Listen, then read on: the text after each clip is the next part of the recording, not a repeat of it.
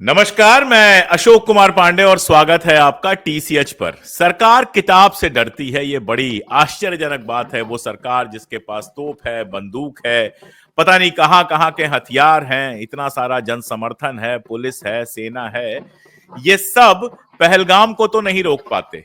पहलगाम पर सवाल उठाने पर तो आपको पता नहीं क्या कह दिया जाएगा। कोई ये सवाल नहीं पूछ सकता कि आखिर पहलगाम में सारी सुरक्षा व्यवस्था कहां थी बैसरण घाटी की, जब हमारे 26 मासूम लोगों को मार दिया गया। लेकिन किताब से इनको डर लगता है, किताब पर ये रोक लगा सकते हैं। अभी कुछ दिन पहले की बात है, प्रोफेसर अपूर्वानंद को जाना था अमेरिका, और उनके अमेरिका जाने पर रोक लगा दिया गया कि मोदी सरकार की कहीं बदनामी ना हो जाए। गांधी जी गुजरात में पैदा हुए थे, गुजरात गांधी जी का है, चाहे कोई कितने साल उस पर शासन कर ले। और उन्हीं गांधी जी की हत्या हुई थी, और हत्या में जो आरोपी थे उनको दोष दिया था, उनको सजा दी थी भारत सरकार के संविधान के तहत स्थापित कोर्ट्स ने। बाकायदा कोर्ट से सजा हुई थी और राष्ट्रपिता की हत्या के अपराधियों को फांसी पर चढ़ाया गया था, कुछ को जेल हुआ था। बहुत सारी बातें एक समय में चल रही थी, गांधी के हत्यारों को हीरो बनाया जा रहा था। तभी मैंने एक किताब लिखी, उसने गांधी को क्यों मारा, और उसमें गांधी हत्या से जुड़े हुए सारे तथ्य भी दिए, गांधीवाद क्या है ये भी बताया, और गांधी को चुनने के लिए इस बात के कि उनकी हत्या किया जाए उसके पीछे क्या कारण थे वो भी बताने की कोशिश की। हिंदी में वो किताब खूब पढ़ी गई, अंग्रेजी में पढ़ी गई, गुजराती में प्रोफेसर हेमंत शाह ने उसका अनुवाद किया था। और प्रोफेसर हेमंत शाह पहले भी हमारे चैनल पर आते रहे हैं, आप लोग उनसे अच्छी तरह से परिचित हैं, वन मैन आर्मी हैं। उन्होंने उस किताब पर आधारित एक प्रोग्राम बनाया, वाचिकम, जिसमें संगीत के माध्यम से और तथ्यों के माध्यम से यह बताया जाता है कि गोडसे ने गांधी को क्यों मारा। और यह वाचिकम कार्यक्रम अहमदाबाद में हुआ, बड़ौदा में हुआ, सैकड़ों लोग देखने आए और बहुत पसंद किया गया। यही कार्यक्रम होना था सूरत में, सब कुछ तय था। डॉक्टर साहब ने एक दिन पहले मुझे बताया था कि अशोक जी कल सूरत में प्रोग्राम है, मैंने उनको शुभकामनाएं दी थी, सब कुछ हुआ था, और वहां पर हॉल कैंसिल कर दिया गया ये कह के कि पुलिस परमिशन नहीं ली गई है एक दिन पहले, और कहा गया कि अगर यह कार्यक्रम होगा, जो लोग बता रहे हैं, वहां के लोग बता रहे हैं कि उनसे कहा गया कि अगर यह कार्यक्रम होता है तो आपको इसका परिणाम भुगतना पड़ेगा। जाहिर है उन लोगों ने बुकिंग कैंसिल कर दी और प्रोग्राम नहीं हुआ। सवाल यह है कि बंद कमरे में कार्यक्रम करने के लिए परमिशन की क्या जरूरत है। सवाल यह है कि कानून व्यवस्था एक किताब से बिगड़ जाती है, गांधी के हत्यारों के बारे में जानने से व्यवस्था बिगड़ जाती है, और उसी गांधी के हत्यारे पर नाटक बन के महाराष्ट्र में होता है, बाकी जगहों पर होता है तो कोई दिक्कत नहीं होती है। उसी गांधी के हत्यारे की विचारधारा का पालना करने वाले लोग जब तलवार लेकर निकलते हैं, मस्जिदों के सामने डांस करते हैं, तो कानून व्यवस्था पर कोई दिक्कत नहीं होती है। मैं लंबी बात नहीं करूंगा क्योंकि हमारे साथ प्रोफेसर हेमंत शाह हैं, पहले उनसे जानते हैं कि क्या हुआ, कैसे हुआ, उसके बाद वाचिकम के बारे में भी जानेंगे और कुछ और सवालों पर बात करेंगे। भाई साहब, बहुत बहुत बहुत स्वागत आपका एक बार फिर से हमारे कार्यक्रम में। और अफसोस है मुझे कि गांधी के गुजरात में गांधी के हत्यारों का पर्दाफाश करने वाला इतना खूबसूरत आपने वाचिकम बनाया है। मैंने यूट्यूब पर उसका पूरा देखा था, जो पिछला आयोजन बड़ौदा में हुआ था, और उसको कैंसिल कर दिया गया। ये एक पुलिस वाले की बात है या फिर सरकार को ही दिक्कत होनी शुरू हो गई है? 30 साल से सरकार है गुजरात में उनकी, और एक नाटक से डर लग रहा है। आपकी जो किताब है उसने गांधी को क्यों मारा, जिसका मैंने अनुवाद किया था और गुजराती में, और आपने उस लॉन्चिंग में भी आप हिस्सा लेने अहमदाबाद आए थे, और बहुत बड़ा कार्यक्रम उस वक्त हुआ था। उसके करीब 7-8 महीने के बाद मेरे दिमाग में यह विचार आया कि इस किताब को आधार बना के उसमें जो तथ्य दिखाए गए हैं उसको आधार बना के एक वाचिकम कार्यक्रम किया जाए। मेरे दिमाग में यह विचार इसलिए आया कि गुजरात के दो जाने माने साहित्यकार झवेरचंद मेघानी और उमाशंकर जोशी, उन दोनों के जीवनी और साहित्य के बारे में एक एक घंटे के वाचिकम कार्यक्रम हमारे एक दोस्त प्रोफेसर ने किए थे, जिसको मैंने सुना था। तो इसीलिए मुझे ये मेरे दिमाग में आया कि मैं भी एक ऐसा कार्यक्रम कर सकता हूं, और मैंने फिर आपकी किताब कम से कम 4-5 बार पढ़ के उसमें से जो तथ्य निकल के आते हैं वो उन तथ्यों को मैंने लिखा, और आज जो वाचिकम कार्यक्रम तैयार है उसमें 55 पैराग्राफ तैयार किए हुए हैं और उस 55 पैराग्राफ को हम बारी बारी पढ़ते हैं। मैं एक पैराग्राफ पढ़ता हूं तो दूसरा बंदा जो मेरा मेरा पुत्र है वो भी पढ़ता है और बारी बारी ऐसे पढ़ते पढ़ते हम करीब 1 घंटे तक ये कार्यक्रम चलाते हैं। तो फिर हमने ये भी सोचा कि इसमें संगीत भी होता है जी जी बीच में इसमें संगीत भी होता है।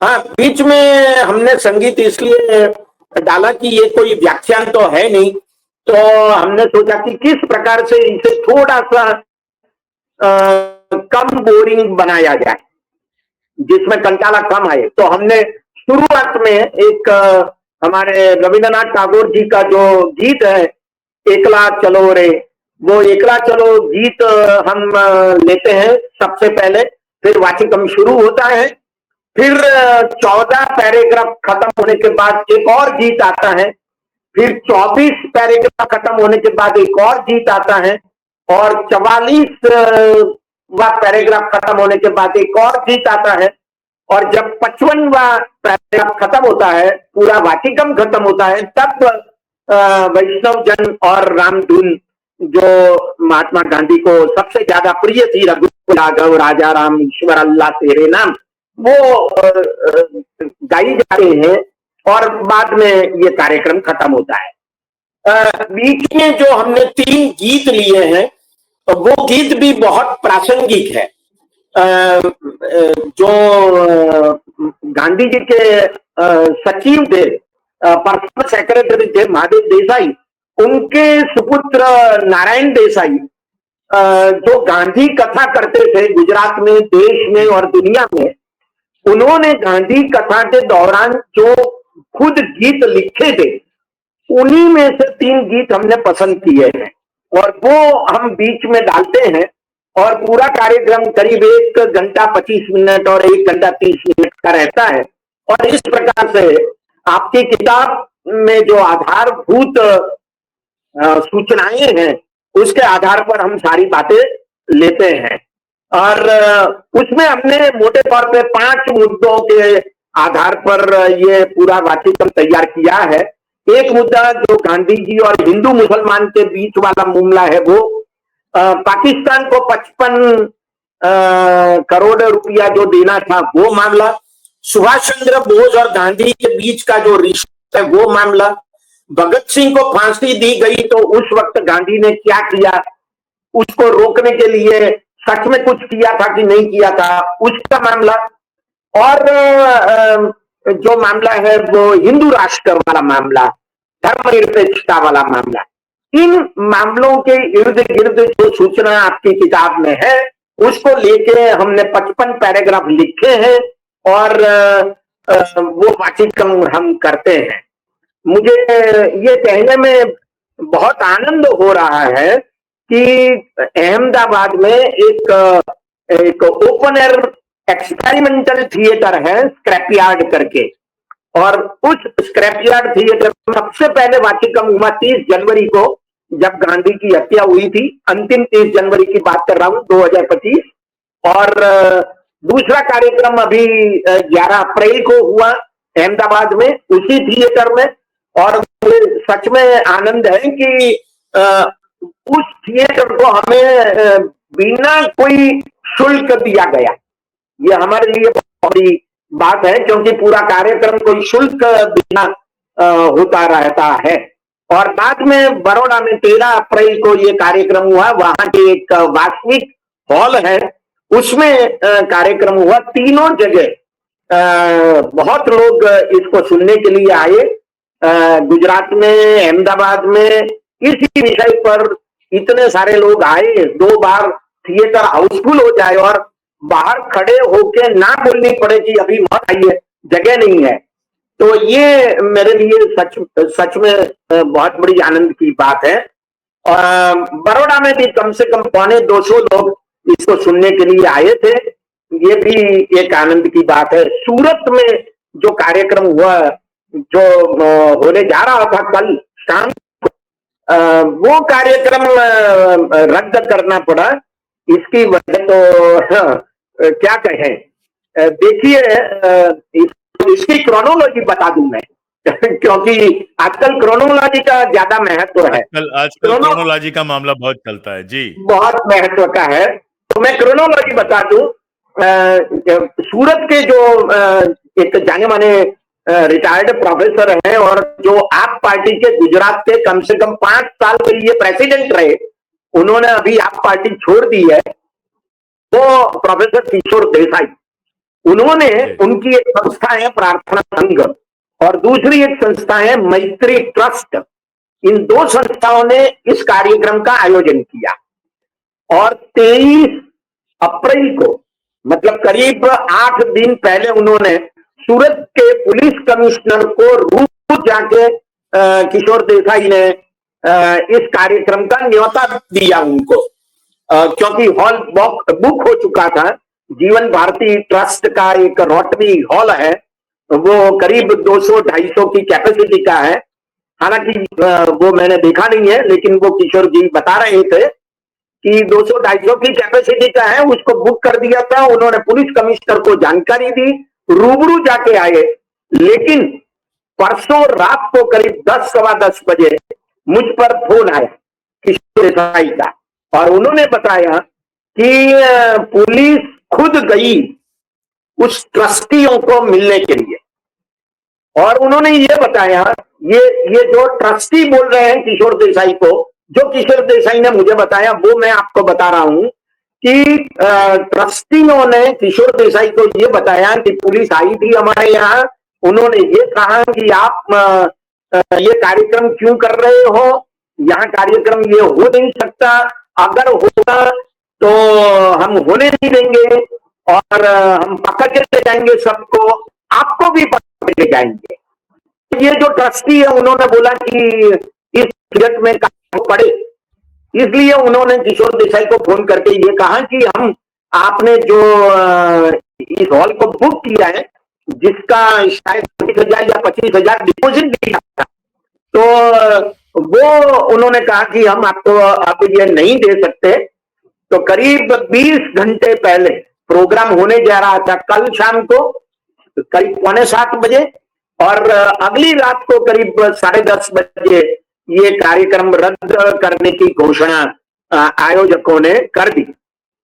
अब सवाल इस बात का आता है कि पुलिस कल इंडियन एक्सप्रेस के पत्रकार को यह बताती है कि इन्होंने पुलिस परमिशन नहीं ली थी।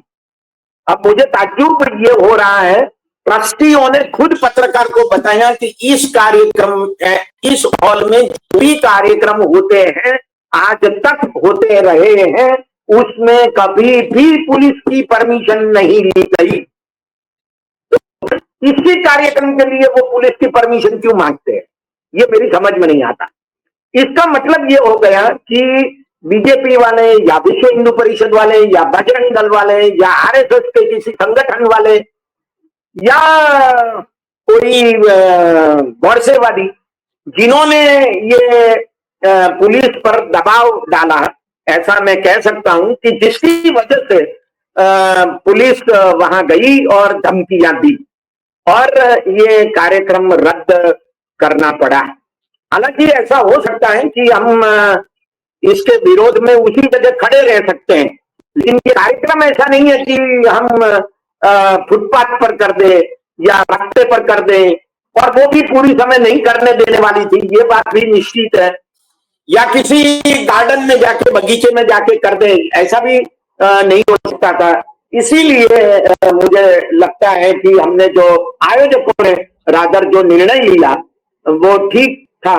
लेकिन मैं आपको ये बताने की गुजारिश करता हूं कि सूरत के लोगों ने ठान लिया है कि फिर से ये कार्यक्रम सूरत में होगा ही। क्या बात। तो मैं अब उसकी राह देख रहा हूं कि वो कब तारीख और समय तय करते हैं और हम जाएंगे अहमदाबाद से सूरत और हम अपना प्रोग्राम करेंगे। मुझे लगता है कि अंतिम जी, मजेदार बात यह है डॉक्टर साहब कि किताब के ऊपर एक अहिंसक प्रोग्राम संगीत का हो रहा है और उससे पुलिस को परेशानी है, जबकि आए दिन हम देखते हैं कभी मस्जिद के सामने जुलूस निकल रहा है, कभी कुछ हो रहा है, कभी कुछ हो रहा है, इतना सारा तमाशा होता है। हमारे मोदी जी विदेश में जाते हैं तो गांधी जी की मूर्ति के सामने एकदम मतलब कमर तक झुक जाते हैं, बिल्कुल जाकर कहते हैं मैं गांधी और बुद्ध की धरती से आया हूं। और उसी गांधी के हत्यारों से ऐसा क्या स्नेह है कि उनकी पोल पट्टी खोलने वाला जो आपने वाचिकम शुरू किया है, हमारे यहाँ हिंदी में बांचना कहते हैं, तो जो ये कार्यक्रम आपने वाचिकम शुरू किया है, वो क्या करता है? मैंने तो पूरा पढ़ा है, आपने भेजा है और आप जानते हैं मुझे गुजराती आती है, मैं उसका हिंदी अनुवाद भी कर रहा हूं। तो उसमें क्या है? उसमें वही सारे तथ्य हैं जो पहले से उपलब्ध हैं, वही सारे तथ्य हैं जो कोर्ट के निर्णय में हैं या फिर कपूर कमीशन ने जिसको डिटेल में बताया है, वो सारा कुछ आसानी से उपलब्ध है। उसी जी। सच को बताने से आखिर सरकार को क्या परेशानी हो सकती है, क्या दिक्कत हो सकती है, वो भी उस प्रदेश में जहां 30 साल से उसकी सरकार है और डबल इंजन सरकार है, 10 साल से सारा पुलिस थाना सब आपका है, उससे उसके आयोजक कौन सा कानून व्यवस्था भंग कर देते? देखिए, हमारा कार्यक्रम तो बिल्कुल अहिंसक है। तो अगर पुलिस ये कहती है कि लॉ एंड ऑर्डर का प्रॉब्लम हो सकता है, तो सवाल इस बात का है कि जो सुनने आने वाले हैं वो तो नहीं करेंगे, और कोई करने वाले लोग हैं, तो वो और कोई कौन है? वो तो वही है जो गौरसेवादी है। तो रोकना है तो परोक्ष रूप से वो स्वीकार करते हैं कि इस देश में या गुजरात में या सूरत में लॉ एंड ऑर्डर का प्रॉब्लम खड़ा करने वाले वही लोग हैं जो गौरसेवादी है, जो बीजेपी के लोग हैं, जो आरएसएस के लोग हैं। तो मुझे लगता है कि उन्हें सत्य नहीं चाहिए। देखिए, मैं आपसे ये कहने की अनुमति चाहता हूं कि करीब 25 साल से हम तानाशाही को भुगत रहे हैं गुजरात में।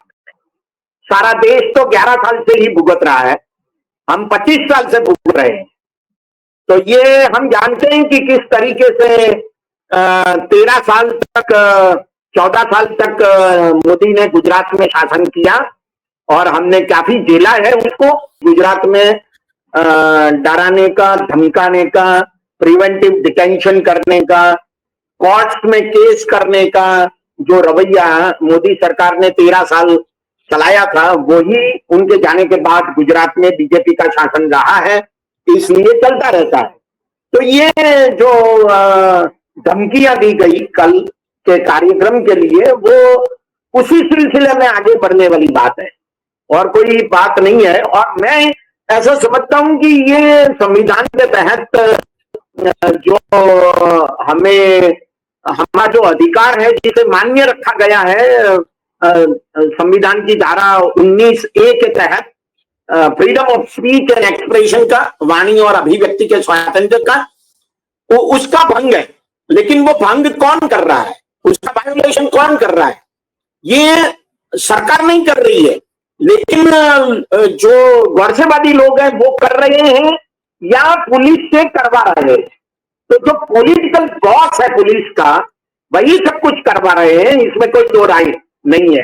और मैं ये भी समझता हूं कि ये सिर्फ वाणी और अभिव्यक्ति के स्वातंत्र का वायोलेशन नहीं है, लेकिन ये सूक्ष्म रूप से हिंसा है, ये वायोलेंस है।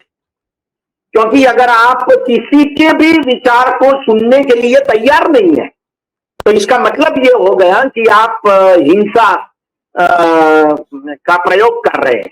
बिल्कुल, तो ये धमकाना हिंसा का प्रयोग है, इसमें कोई दो राय नहीं है। जी। सुबह मैं एक पोस्ट पढ़ रहा था जिसमें एक रिटायर्ड पुलिस ऑफिसर ने बाकायदा इस पर बहुत डिटेल में लिखा है कि लीगली भी जो आप कह रहे थे कि संविधान के हिसाब से भी कैसे गलत है, और जो सूरत के पुलिस अधिकारी हैं उनको लताड़ भी लगाई है, वो सीनियर हैं, वो लताड़ लगा सकते हैं। बहुत लंबी बात नहीं खींचते हैं डॉक्टर साहब, करेंगे बात। एक ही बात जो लोग अगर सुन रहे हो, और खासतौर पर वो लोग जिनको लगता है कि वो हमारी आवाज दबा सकते हैं, अगर सुन रहे हो तो उनको सिर्फ एक बात बताना है, गांधी जी बहुत कुछ सिखाते हैं, लेकिन जो सबसे बड़ी चीज सिखाते हैं वो ये कि डरना मत, डर नहीं, निर्भयता सिखाते हैं वो। और उतना क्रूर ब्रिटिश शासन था, उसके सामने भी गांधी जी से प्रभावित लोग, गांधी जी से सीख के लोग निर्भय तरीके से खड़े थे। इसीलिए अगर किसी को लगता है कि प्रोफेसर हेमंत शाह या अशोक कुमार पांडे डर जाएंगे, तो डरने वाले नहीं है। मैं इसका हिंदी अनुवाद कर रहा हूं, और भी भाषाओं में अनुवाद होगा। अच्छा तो ये होता कि जो हमारी पॉलिटिकल पार्टीज हैं, जो गांधी की विरासत मानती हैं, वो इसको करती, लेकिन वो नहीं करेंगी, तो गांधी किसी एक पार्टी के नहीं है। हम इसको करेंगे, गली गली में करेंगे, हर शहर में करने की कोशिश करेंगे। अगली बार जब सूरत में होगा तो मैं पूरी कोशिश करूंगा कि मैं भी वहां पर रहूं। जब लोग कुछ फैलाने के लिए आए तो अरे मैं भी वाह। उनके सामने निर्भय होकर खड़ा रहूं। और गांधी को उसने क्यों मारा ये तो हम बताएंगे, हर सूरत में बताएंगे, चाहे सूरत पुलिस इससे नाराज हो या खुश। हम गांधी के लोग हैं और हम लगातार गांधी की बात करते रहेंगे, और इस देश को गोडसे का देश नहीं बनने देंगे। इसी प्रयास में प्रोफेसर शाह बरसों से लगे हैं, मैं भी लगा हुआ हूं, जितनी मेरी हिम्मत है, जितनी औकात है, और बहुत सारे लोग लगे हुए हैं। इस तरह से डराने धमकाने की कोशिशें छोड़ दीजिए। एक बात मैं जरूर कहूंगा कि जो बड़ौदा वाला वीडियो था, जो बड़ौदा में सर ने प्रोग्राम किया है, उसका लिंक मैं आपको दे रहा हूं डिस्क्रिप्शन में। हो सकता है गुजराती आपको समझ में ना आए, लेकिन उसको आप थोड़ी देर तक देखेंगे, सुनेंगे, तो आपको आनंद बहुत आएगा, वो फॉर्मेट समझ में आ जाएगा, और फिर आप खुद ये सवाल पूछेंगे कि इतने सुंदर वाचिकम को, जिसमें कहीं कोई हिंसा नहीं है, जिसमें गांधी के हत्यारों के प्रति भी कोई हिंसा नहीं फैलाई गई है, सांप्रदायिक एकता की और शांति की बात की जा रही है, उससे किसी सरकार को क्या दिक्कत हो सकती है। बहुत शुक्रिया नमस्कार। सर। आगे भी बात करते हैं और करेंगे इस प्रोग्राम को, और करेंगे। अब मैं नमस्कार। और उत्साह से इसका अनुवाद करता हूं, बहुत जल्दी अनुवाद खत्म करता हूं इसका। जी जी, नमस्कार।